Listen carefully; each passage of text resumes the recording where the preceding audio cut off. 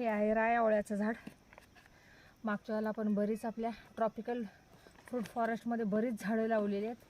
Countless झाडं लावलेली आहेत वेगवेगळ्या प्रकारची. इथं आहे आपला मोरावळ्याचं झाड.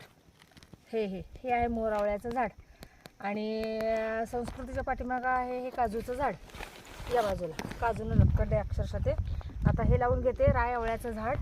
आवळ्याच्या झाडाच्या बरोबर या ठिकाणी असं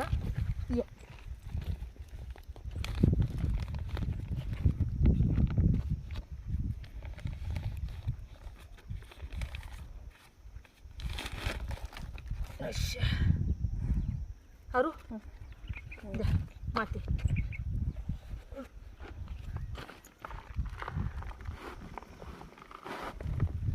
ह्याच्यावर टाका. ओके.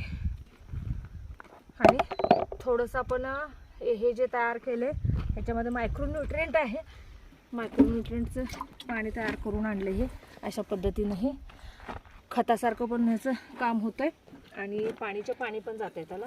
अशा पद्धतीनं आता हे घालून घेते. हीट वेव इतकी जोरात आहे, झाडांना गरज आहे न्यूट्रिशनची.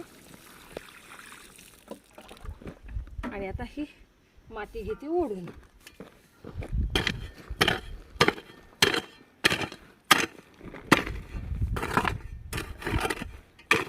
अशा पद्धतीनं अरे हे काठी बाजूला.